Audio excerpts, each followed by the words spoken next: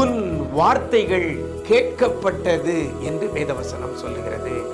வித்தியாசம் உண்டாகும்படி செய்வேன் என்று கர்த்தர் சொல்கிறார். நான் உன்னை வெறுத்து விடவில்லை என்று கர்த்தர் சொல்லுகிறார். இன்றைக்கு கர்த்தர் நமக்கு தருகிற ஒரு வார்த்தை வார்த்தை வார்த்தை உன் இருதயம் துவள வேண்டாம், துவள வேண்டாம்.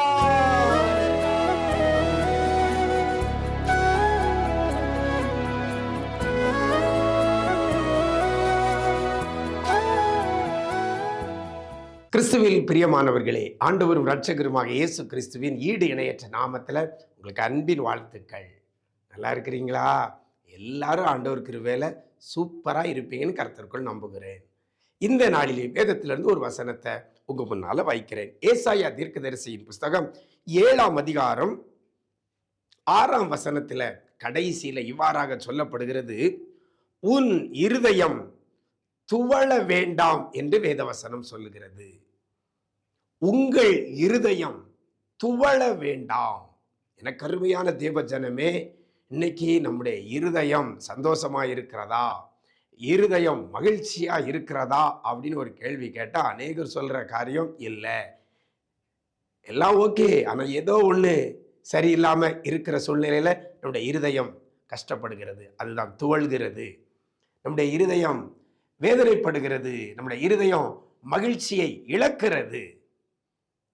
இருதயம் துவளப்படுகிற நிலைமையில இருக்கிற தேவ பிள்ளையே, வியாதி நிமித்தமாகவோ, கடன் பாரத்து நிமித்தமாகவோ, இல்லை ஏதோ ஒரு குடும்ப சூழ்நிலை நிமித்தமாகவோ, தொழில் காரியங்களை நிமித்தமாகவோ உங்களுடைய இருதயம் துவண்ட சூழ்நிலையில இருதயம் துக்கத்தோடு கூட இருப்பீங்கன்னா உங்களை தேற்றுகிறதாக இந்த வார்த்தை வருகிறது. உன் இருதயம் துவள வேண்டாம் என்று வேதவசனம் சொல்லுகிறது. எந்த ஒரு காரியத்தையும் நீங்கள் குறித்து இருதயம் துவளாமல் இருக்க வேண்டும், அதான் வேதவசனம் சொல்லுகிறது. வேதத்தில் ஒரு வசனம் இருக்கிறது, கர்த்தரிடத்துல மனமகிழ்ச்சியாய் இரு, அப்பொழுது அவன் உன் இருதயத்தின் வேண்டுதல்கள் உனக்கு அருளிச்சு. அப்போ கர்த்தரிடத்துல நம்முடைய இருதயம் மகிழ்ச்சியாய் இருக்க வேண்டும். எனக்கு அருமையான தேவ ஜனமே, உங்கள் இருதயம் துவள வேண்டாம் என்று கர்த்தர் சொல்லுகிறார். பாருங்க, இந்த வசனத்துல ஆரம்பத்தில் சொல்லப்படுகிறது, நீ பயப்படாமல் அமர்ந்திருக்க பார்.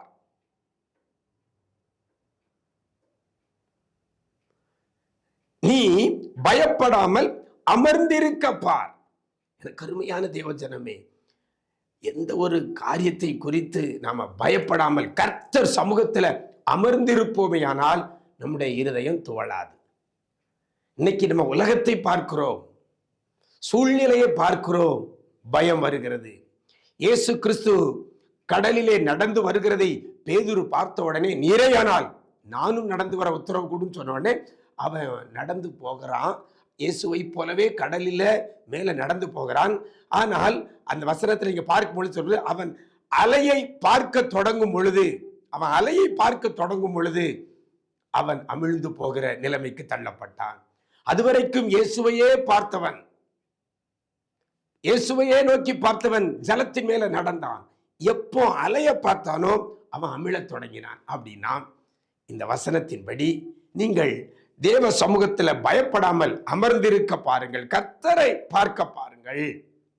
அப்படி பார்த்தால் நம்முடைய இருதயம் துவளாது, நம்முடைய இருதயம் கலங்காது. பல பிரச்சனைகளை பார்த்து பார்த்து இருதயம் துவண்டு போயிருக்கிற தேவ பிள்ளையே, இன்னைக்கு பிரச்சனையை பார்க்காதபடி, பயப்படாதபடி கர்த்தரை நோக்கி அமர்ந்திருக்க பாருங்கள், அமர்ந்திருக்க பழகுங்கள். சங்கீதக்காரன் சொல்ல, கர்த்தரை எப்பொழுது என் முன்னாக வைத்திருக்கிறேன், அவர் என் வலது பார்சத்தில் இருக்கிறபடினால் நான் அசைக்கப்படுவதில்லை.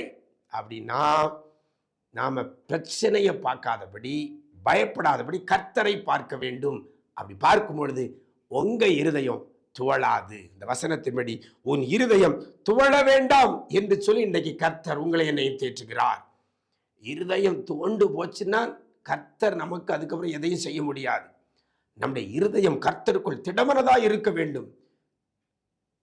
தாவீது எல்லாவற்றையும் இழக்கும் பொழுது அந்த ஒரு வசனம், அழகான ஒரு வசனம் இருக்கிறது, அழுகிறதற்கு பலன் இல்லாமல் போகும் மட்டும் அழுதான். அதன் பின்பு அவன் தன் இருதயத்தை கர்த்தருக்குள் திடப்படுத்தி கொண்டான். எப்போ தாவீது தன் இருதயத்தை கர்த்தருக்குள் திடப்படுத்தி கொண்டானோ, எப்பொழுது தாவீதினுடைய இருதயம் துவளாமல் இருந்ததோ, அப்பந்தான் அந்த தண்டை பின்தொடர்ந்து சகலத்தை திருப்பிக் கொண்டான். எனக்கு அருமையான தேவஜனமே, எதை குறித்தும் பயப்படாமல் கர்த்தரை நோக்கி அமர்ந்திருக்க பாருங்கள். அப்பொழுது உங்களுடைய இருதயம் துவளாது. அப்படிப்பட்ட கிருபையை கர்த்தர் இந்த நாளில உங்களுக்கு தருவாராக. நாம் ஜெபிக்கலாமா? எங்களை நேசிக்கிற நல்ல தகப்பனே, இந்த ஆசீர்வதிக்கப்பட்ட நல்ல நாளிலேயும் கூட உன் இருதயம் துவள வேண்டாம் என்ற வார்த்தையின்படி எங்கள் ஒவ்வொருவரை ஆற்றி தேற்றி இருக்கிறீங்க. உமக்கு நன்றி சொல்லுகிறோம் ஆண்டவரே. இருதயம் துவண்டு போய், இருதயம் நொறுங்கி போய் இருக்கிற பிள்ளைகளை எல்லாம் உடைய கரத்தில் கொடுக்கிறோம். தேவனாகிய கர்த்தர் பிள்ளைகள் இருதயம் துவளாதபடி ஆண்டவரே உம்மை நோக்கி பார்க்க கிருபை செய்யுங்க. ஒவ்வொரு பிரச்சனைகளிலிருந்து, போராட்டங்களிலிருந்து பிள்ளைகளை ஆண்டவர் நீர் விடுவித்தருள்வீராக, விடுவித்தருள்வீராக. நீங்க செய்ய போறதற்காய் நன்றி, நீங்க செய்ய போறதற்காய் நன்றி. கிருபைகள் பெருகட்டும், இதிலும் பெரிதானவைகளை காண உதவி செய்யுங்க. துக்கம் எல்லாம் சந்தோஷமாய் மாறட்டும், நன்மை கிருபை தொடரட்டும். மீட்பர் இயேசுவின் மூலம் ஜெபிக்கிறோம் நல்ல பிதாவே, ஆமென், ஆமென். பிரியமானவர்களே, கேட்ட வேத வசனத்தின் வழி உங்கள் இருதயம் துவள வேண்டாம். கர்த்தர் உங்களை ஆசீர்வதிப்பாராக.